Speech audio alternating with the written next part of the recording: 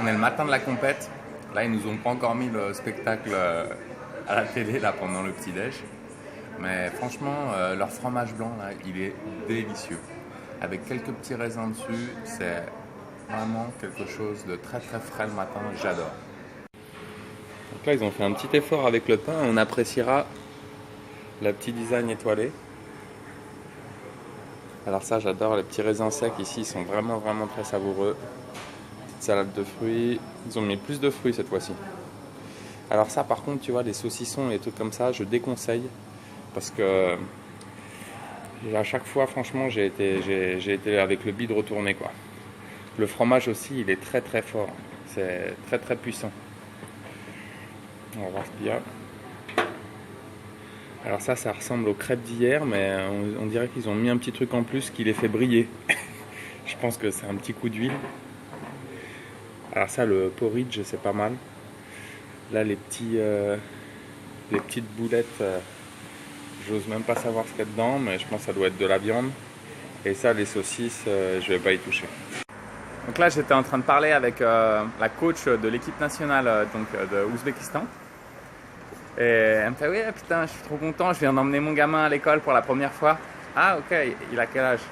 Bah, 4-5 ans, mais ça fait déjà quasiment 2 ans qu'il fait du curage, le gamin. Les gars, non mais ici, c'est une religion, comprenez bien. Comme un petit gamin brésilien qui commence le foot à 3 ans, bah ici, c'est la même chose. Dès qu'il sait à peine se tenir debout, on lui file un kimono et on lui dit « Vas-y, va dérouiller tes copains, quoi. » Putain. Et après du coup elle me fait mais là tu vas combattre là, t'es pas un peu léger? Je fais bah ouais 85-90. Elle me fait oulala putain, parce que là ils ont prévu 8 Ouzbeks pour dérouiller là tous les étrangers. Et il m'a dit ouais bah là c'est même pas, il y a de la viande au menu. C'est format maxi plus. Donc on va voir ça. Donc là, en fait, on est en train d'organiser un petit départ pour aller visiter les bazars. Et pour accélérer le processus, donc en russe, on dit davai davai. En ouzbek, on dit bistrevia bistrevia. Et en népalais, je viens d'apprendre ça, chitou chitou. Chitou chitou. Donc ça, vous savez, c'est pour accélérer le processus. Ça veut dire en gros, bouge ton boule, tu vois. Je suis dans un taxi avec mon assistante. What's your name? Parizana. Parizana. Yeah. And we are going to the bazaar. On va acheter quelques souvenirs et visiter un petit peu donc la zone un peu commerciale. Et là, on a notre chauffeur. Bonjour monsieur. Et on est prêt pour la course. On est prêt. Alors, nous arrivons dans le centre de Tashkent au bazar qui s'appelle donc Alaizi. Donc ici, c'est plutôt une zone où il va y avoir quelques jewelry, les bijoux, quelques vêtements. Et derrière, il y a un bazar en fait avec de la nourriture, des petites friandises, des petites cochonneries. On adore. Donc là, nous arrivons donc au marché avec tous les fruits. J'adore ce type de décoration. Des mosaïques, non, un truc comme ça. Ah ouais, là c'est les fruits secs. Ça c'est sympa, c'est sympa. Là il y a une vieille dame qui est en train de mettre de la fumée un peu partout. Je sais pas, ça doit bénir les trucs. Je vais demander à mon interprète et je vais vous dire ça. Mais ouais, c'est peut-être pour chasser les mauvais esprits. Donc là on est en train de voir pour les friandises.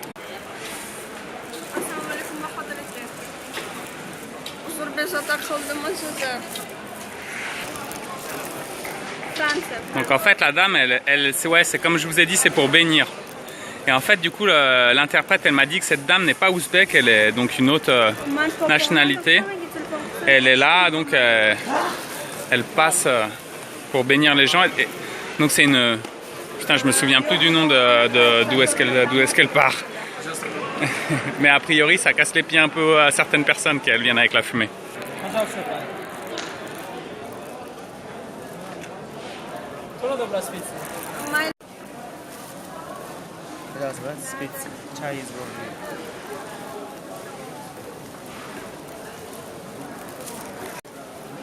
Donc là c'est le riz, les beans.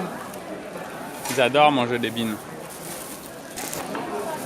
Alors ça c'est les tomates, mais c'est les cœurs de bœuf, je crois qu'on appelle ça en France. C'est les grosses tomates. les petites herbes. Ça sent super bon. Au marché, on est en train de tester toutes les amandes, les abricots, toutes les petites cochonneries comme ça. Et ils nous font tester aussi du thé. Et il est vraiment très savoureux. Donc là, on est à l'intérieur d'un sorte de tunnel mall où il y a quelques bijouteries. Donc je ne m'attarderai pas aujourd'hui. On est hors budget. Hors budget, belle. Donc on va juste prendre quelques petites cochonneries à manger et continuer de visiter. Donc là, on est dans une sorte de kebab. Avec derrière, vous voyez voir, c'est les grosses broches sympathiques qui sont en train de mettre tout ça au barbecue. Et là, c'est une sorte de torta, comment ça s'appelle, de crêpe géante. Donc je vais vous faire déguster ça. Ok, donc là, il y avait la possibilité de prendre carrément le maître de kebab, enfin de crêpe avec la viande dedans. Bon, comme j'ai la compète un peu plus tard ce soir, on va pas faire ça aujourd'hui, quoi. Alors, je viens de prendre donc la crêpe aux viande, fromage. Je vais vous faire dégustation en live.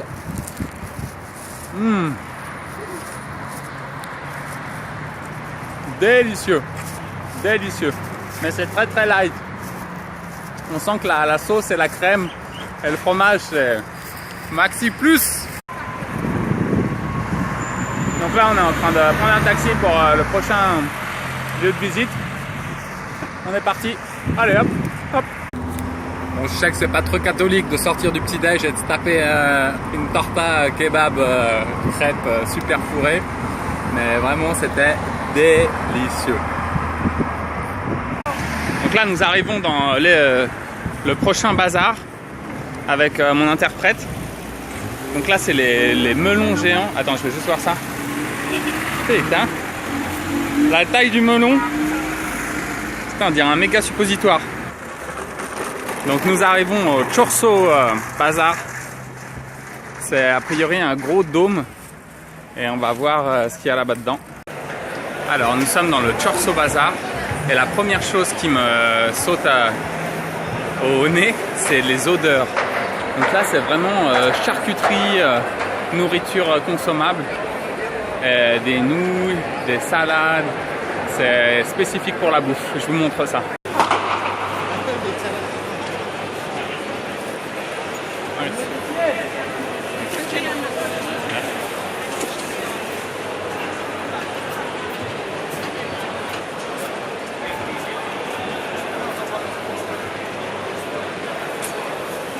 Les cornichons géants.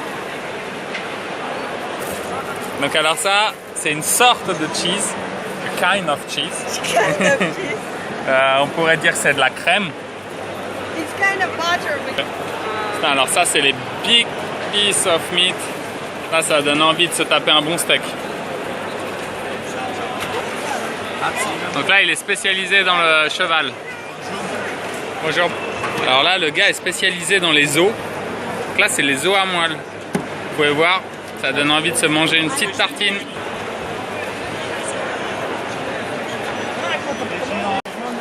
Donc là, je vous montre le dôme. On se croirait dans Mad Max 3. Et énorme.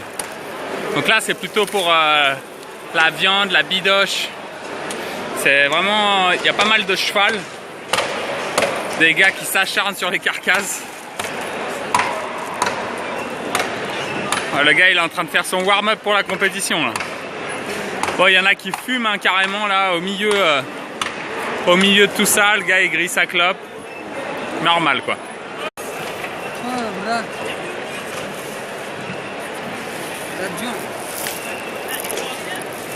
Là, il y a du choix. T'as des cartons carrément là de noix et de raisins secs. Et ça, c'est des méga abricots fourrés à l'intérieur avec des petits raisins et des bouts de noix. C'est délicieux. Ok, donc là nous arrivons dans vraiment la zone très locale où les gens viennent carrément faire leur marché. Donc là on est vraiment dans les marchés super locaux, super traditionnels, où tout le monde vient faire ses courses. Vous voyez les boîtes là-haut, en fait, c'est des petits oiseaux ouzbeks, comme en Thaïlande, où donc ils adorent en fait la mélodie de ces oiseaux-là. Je ne sais pas si on entend derrière. On entend un petit peu. Et ils font une mélodie spéciale. Et du coup, les gens, ils adorent ce truc. Et ils sont prêts à verser des centaines de dollars pour avoir ça. Ce qui me frappe vraiment dans ces marchés, en fait, c'est les odeurs des épices, des thés. Et là, de tous les légumes, de toutes les herbes de Provence. Enfin, de Provence. De toutes les herbes qu'il y a ici et tout ça. Et vraiment, ça éveille les sens. Et c'est vraiment très, très, très intense. Et tout le monde a un petit regard pour nous là, mais c'est assez agréable. C'est un regard de curiosité. Mais c'est pas le même regard qu'il y a au Myanmar. C'est pas le même. Je vais vous expliquer après. La taille des maïs, on a l'impression que c'est des trucs super transgéniques. Mais a priori, les gens me disent qu'ils n'utilisent pas trop de produits chimiques. Là, ça doit être des jus de framboise. Ça a l'air bon.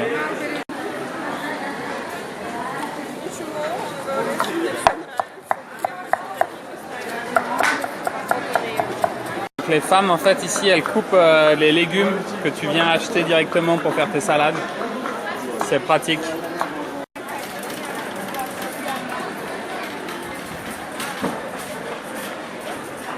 Dans la partie un peu des pâtisseries et du pain, boulangerie, c'est comme des galettes énormes, énormes. Donc là, on est là où ils font le pain. Vous voyez, ils les tartinent un peu, à mon avis, de matière grasse pour que le pain il brille un petit peu. Et là, il y a une odeur de pâte à pain, de pâte à pizza, vraiment délicieux. Et en fait, ils le façonnent sur une sorte de coussin. D'abord, ils le malaxent et après, ils le façonnent là-bas, ils le peignent et ils le foutent dans le four.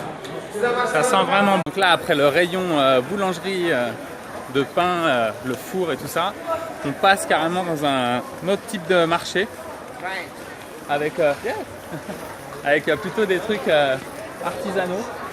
On va voir s'il n'y a pas un petit truc à grignoter. Alors ça sert à rien que je les prenne, les plats, les théières et tout ça. Ils vont arriver pétés tellement je suis soigneux. Alors là, je pense que ça va devenir intéressant. Là, on sent que ça fume, on sent qu'il y a de la bouffe. It smell meat. Alors là, on est dans le rayon des barbecues derrière moi. Tous les stands, ils sont en train de faire des brochettes de viande. Il y a de la fumée partout. C'est délicieux. Putain, là, j'en prends plein les narines. Je vais me laisser tenter, c'est sûr. Alors ça, vous l'avez vu sûrement dans mes dernières vidéos. C'est du plo. C'est le plat traditionnel. Donc c'est une sorte de riz un peu frit avec un peu de viande, des pois chiches, quelques poivrons et beaucoup d'huile.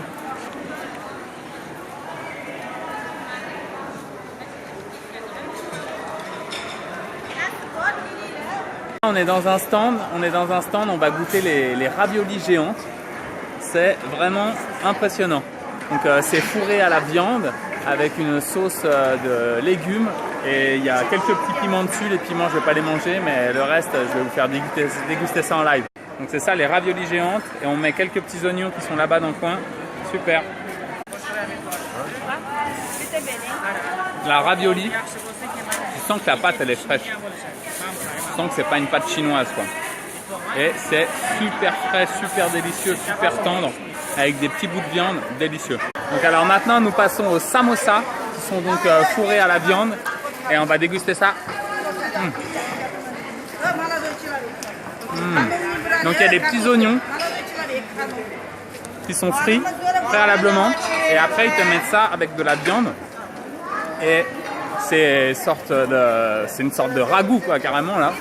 Et c'est vraiment énorme, délicieux. Je pense pas que je vais tout manger d'un coup, mais au moins j'aurais goûté quoi. Alors ça, c'est des rochers, en fait. Et la vendeuse nous dit que les femmes doivent manger des petits bouts de rochers pour leur santé. Donc là, j'ai l'explication. En fait, les bouts de rocher, c'est pour les femmes enceintes. Pour que leurs gamins aient des os solides, on leur fait bouffer des petits bouts de rocher. Donc là, c'est les chaussures ouzbek pour affronter le froid hivernal en peau de mouton. En peau de tous les animaux qu'ils trouvent. Laissez pas traîner vos chats l'hiver, sinon on va faire des chaussures avec. Donc là, dans le samosa que je viens de manger, il y avait de la moelle. La moelle là, donc des os qu'on a vu juste préalablement. Et c'était vraiment délicieux. Vraiment là, je me sens revigoré. On va voir si on trouve un petit truc à boire quand même pour faire passer tout ça. Hop là. Donc là on est dans le rayon des soutiens-gorge, des chaussettes et des, des caleçons. Je pense que c'est pas ici qu'on va chercher pour le prochain repas. Alors ça j'avais jamais vu, c'est la chaussure iPhone 7. Bientôt la iPhone 10. On est dans une autre partie artisanat où ils font carrément, alors, où ils font carrément le cuir avec les vieilles machines. C'est très artisanal. Donc là on continue, donc on est carrément là maintenant dans le marché des ultra locaux avec les légumes à même le sol. Là on se croirait carrément au Myanmar quoi. Et en fait c'est très marrant parce que les femmes pour se dire bonjour donc elles se disent salam alaikum et donc que Dieu soit avec vous, un truc comme ça là. Et elles se checkent la main. C'est super marrant. Elles se serrent pas la main, elles se check. C'est cool. On se croirait à la sortie du lycée là. Check, check. On est en train d'organiser les prochaines visites là, donc, de la matinée. Et en fait on me demande t'as été là-bas. Donc je me souviens pas de tous les noms parce que c'est des noms du patelin quoi. Et donc là je suis en train de montrer les photos des anciens voyages qu'on a fait par ici pour savoir où est-ce qu'on en est au niveau de la visite de Tashkent. Donc, on avance. Alors là, je viens de faire un nouvel achat. C'est ma voiture pour faire le tour du monde. Regarde-moi ça, c'est trop bien. Là, il y a la place pour se coucher, mais juste en travers derrière. On peut mettre peut-être un hamac. Je suis sûr les Thaïs, ils auraient déjà mis un hamac derrière. Alors là, on pourrait se croire sur les quais de Seine. En fait, avec les petites vendeurs de bouquins. Donc c'est un peu tout en langue locale, mais c'est assez culturel. Bon, il y a moins de monde que pour la bouffe, mais ça reste sympa.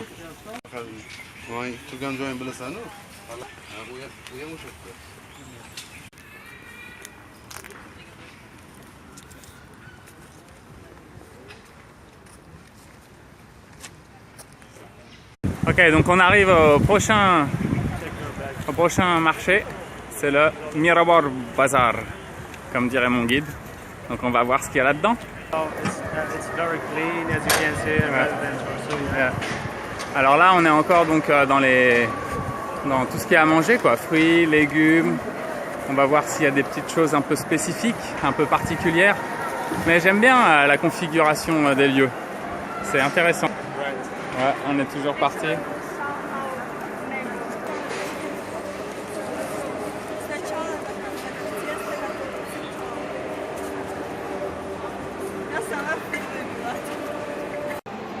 Donc là c'est marrant, ils font des petites pyramides avec les pommes. On se croirait en haut de l'Himalaya là quand ils font les petites décorations avec les pierres dans la base du Gange là. Donc qui croit que c'est le fleuve sacré là de Bouddha. Ça c'est tous les types de salades.